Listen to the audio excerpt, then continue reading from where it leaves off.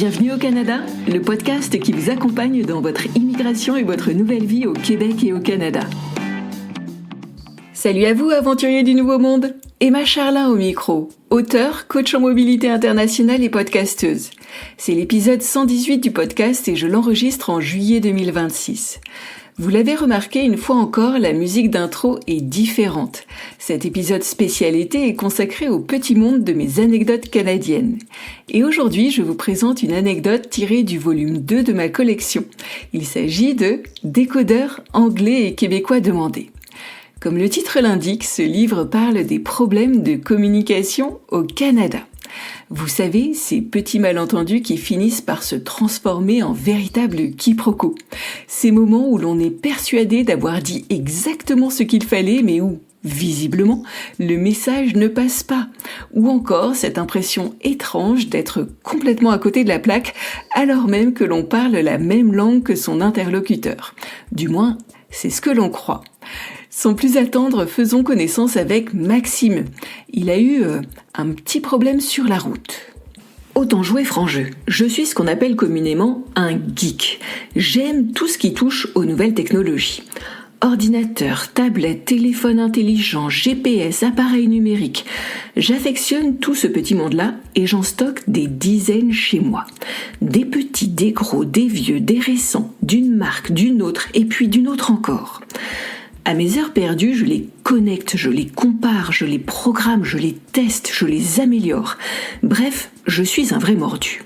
Mais bon, pas de chichi entre nous, ces appareils sont merveilleux, certes, mais ils ont leurs limites. Dernièrement, j'ai expérimenté l'une d'elles et ça m'a pas vraiment plu. Mon GPS m'a lâché en plein déplacement. Vous le croyez ça ? Paf, sans explication, écran noir, impossible de le redémarrer. J'ai bien essayé de le brancher sur l'allume-cigare, de le tapoter doucement, de l'éteindre et de le rallumer. Rien n'y a fait. Paix à son âme, il n'était plus. La mienne, d'âme, n'était pas vraiment en paix. Je déteste être en retard. J'étais attendue chez des amis et la soirée allait bientôt commencer. Et pour couronner le tout, j'avais oublié de prendre mon chargeur de téléphone. Alors au final, ce qui devait arriver est arrivé, mais 10% de batterie n'ont pas tenu le choc. Au bout de quelques minutes de géolocalisation, mon téléphone s'est éteint. Lui, par contre, avait eu la gentillesse de m'envoyer tout plein de signes avant-coureurs. Des messages, des bips, un écran sombre et puis plus rien. J'ai assisté à son déclin, la mort dans l'âme. Je me suis presque senti mal. Ce qui me rassurait un peu tout de même, c'est que plus tard, je pourrais le ressusciter. Enfin, si j'arrivais à trouver mon chemin. Parce que sans GPS et sans téléphone, ce n'était pas gagné.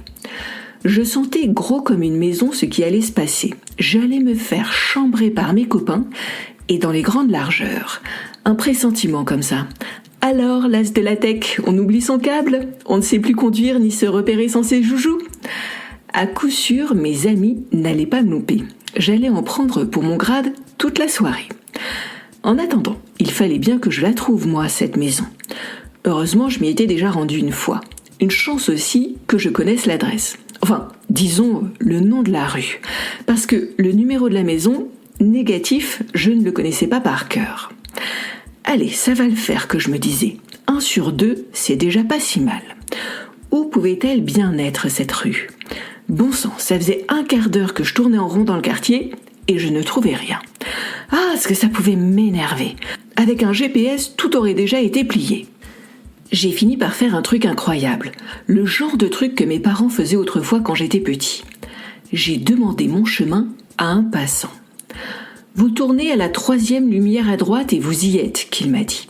3e lumière à droite. D'accord. Ah, mais je n'étais pas loin du but en fin de compte. Comme quoi, je me débrouillais plutôt bien sans mon GPS. Non mais, c'est qui le king de l'orientation, hein ? J'allais peut-être même arriver à l'heure, qui sait ? Bon, voilà qui était simple. Je continuais tout droit et je comptais les lampadaires. Je venais de passer le premier. J'en étais au second à présent. Tout allait bien. J'arrivais à hauteur du 3e, et là, c'est le drame. Punaise, il n'y avait pas de route à droite. La rue filait tout droit, sans la moindre intersection. Non mais, il s'était fichu de moi ce type ou quoi ? C'est pas un peu dingue cette histoire ? Je lui demandais gentiment de m'aider et il me racontait des cracks ? Non mais je rêvais ou quoi ? J'avais les nerfs, mais les nerfs ! De rage, j'en pourrissais verbalement mon GPS. À noter, quand il marchait, lui, il ne me faisait pas des coups aussi pendables que ce passant. Mais bon, il m'avait lâché et c'était de sa faute à lui si j'étais à présent perdu dans la nuit. En désespoir de cause, j'ai interpellé un deuxième passant. Très aimablement, il m'a répondu « Vous tournez à la seconde lumière à droite et vous y êtes ». Alors là, je fulminais. Intérieurement, je me disais « Quoi ? Un deuxième zigoto sur ma route ? Non mais ils ont quoi au Québec, ma parole ? Ils sont tous mal lunés ?» Essayant tant bien que mal de garder mon calme, je lui ai répondu « Merci monsieur, je compte les lampadaires, c'est bien cela ?» Il m'a regardé un peu perplexe. Il a souri, puis il a ajouté « Très drôle, non, vous comptez les feux de circulation. Vous savez, les feux tricolores, rouge, jaune et vert. On appelle ça des lumières ici au Québec. » Pétard, c'était donc ça ? Personne n'avait voulu me mettre en boîte. Ils étaient gentils comme tous mes passants québécois. C'était juste que, eux et moi, nous ne parlions pas la même langue. Enfin, si, on parlait français, il n'y avait pas à dire, mais on ne parlait pas le même français. Un lampadaire, c'est un lampadaire. Une lumière, ici, c'est un feu de circulation. Voilà, fallait le savoir, quoi.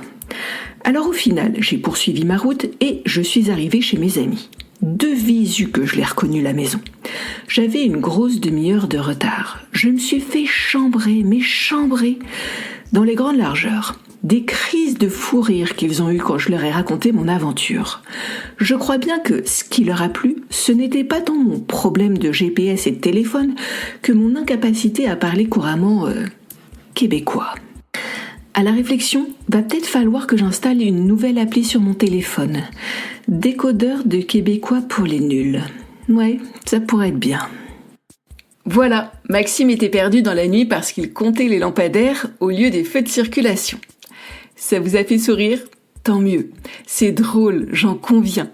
Mais prenons un peu de recul. Parce qu'au-delà du détail rigolo, une réalité plus complexe se cache.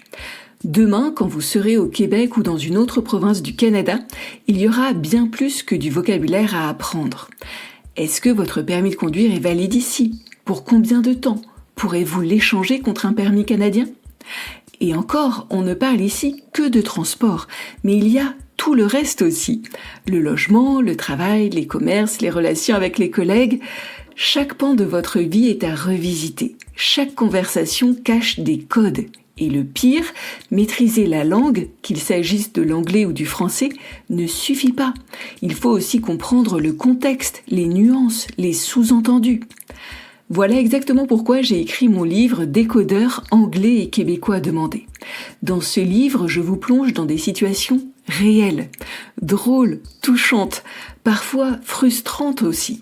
Je vous plonge dans la vie que vous allez découvrir et que d'autres ont vécue avant vous, et je vous donne les codes, avec les bonnes informations au bon moment pour vous aider vraiment. Pas de liste de vocabulaire qui vous endorme, pas de leçons magistrales, juste des histoires humaines qui vous parlent, qui vous marquent et qui vous préparent, avec les bons conseils. Parce que vous méritez d'arriver au Canada sans passer 6 mois à déchiffrer ce que les gens vous disent. Vous méritez de saisir les conversations, de rire aux blagues, de comprendre les panneaux, de naviguer le quotidien sans cette impression permanente d'être à côté de la plaque. Mon livre Décodeur anglais et québécois demandé est disponible sur toutes vos plateformes de vente habituelles. Retrouvez le lien dans la description de cet épisode. Cet épisode de Bienvenue au Canada est déjà terminé. Merci de l'avoir écouté. Pour recevoir des informations et des ressources exclusives, abonnez-vous à mon infolettre sur bienvenueaucanada.ca. En prime, vous recevrez un cadeau qui pourra grandement vous aider.